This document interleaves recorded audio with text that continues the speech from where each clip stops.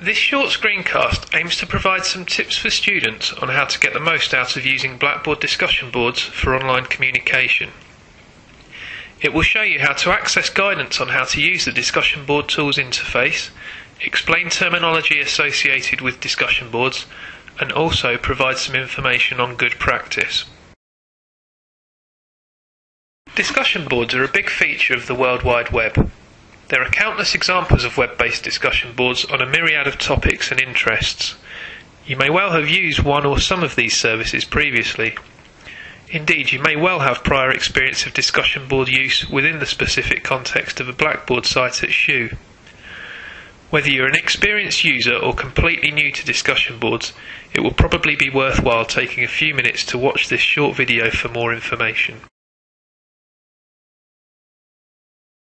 Discussion boards facilitate online asynchronous communication. That is to say, they provide a platform on which users can type, display and respond to each other's messages or posts. The use of the term asynchronous refers to the fact that users do not respond to each other in real time, as they might when using, for example, an instant messaging service, but rather check back periodically to read and respond to messages.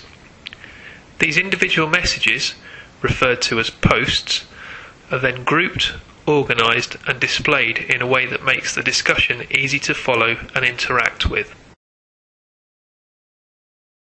To make a discussion board easier to use and navigate, it is often divided up into forums. Forums are discrete areas within the discussion board usually intended to group discussion by theme. To illustrate, let's look at the example of a fictitious external discussion board about sport. At the top level is the discussion board itself. Sports, however, is obviously a very broad topic, so within the discussion board you may well have several different areas devoted to individual sports, such as football, cricket, basketball, etc. Each of these areas is known as a forum, and within each forum you will find specific areas of discussion. These are known as threads. Within the football forum, for example, someone may have started a discussion about Chelsea's performance at last Saturday's match. Someone else may have started a thread about the current state of refereeing in the Premiership, while someone else may be talking about the most recent player transfer rumours. Threads consist of an initial post to which other posts are added in response as the discussion develops.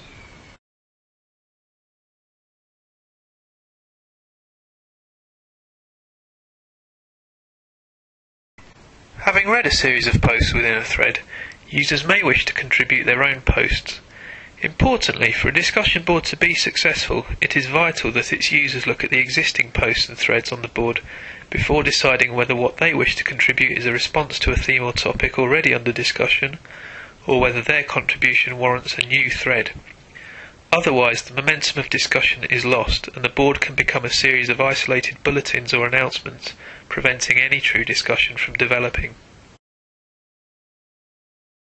When making a contribution to a discussion board, and in order to ensure that you and the rest of your cohort get the most out of the discussion board, please consider whether what you wish to post warrants a brand new thread or would be more constructive as a response within another thread. For example, if I wanted to post something about where I live on this particular discussion board, I would do so on the existing thread and further the discussion rather than starting a new isolated thread.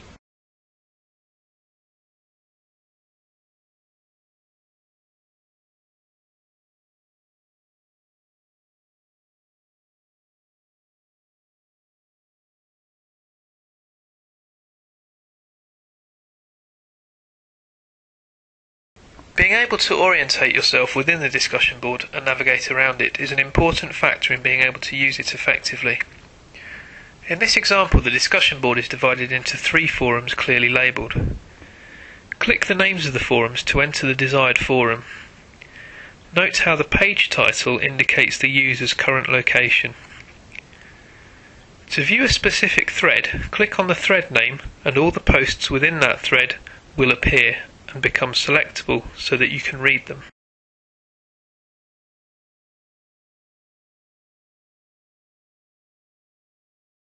Again, note that the page title in the upper left of the screen indicates the user's current location. Similarly, the series of links in this area indicates the user's progress through the site, i.e. from the front page to the discussion board to Forum 2 and into a specific thread.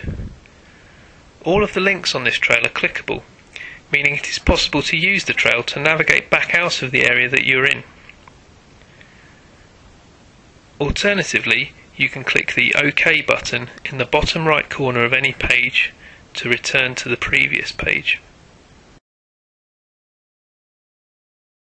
Log in to ShuSpace at shuspace.shu.ac.uk with your Shu IT username and password. The page you arrive at by default is called the My Shu tab. Immediately above the list of Blackboard sites on which you are enrolled, you will find a link to the Shu Student Blackboard support. This service covers all aspects of Blackboard from a student perspective, but includes articles on discussion board use. You may also wish to contact your tutor if you are having difficulties not addressed by the online support resources available.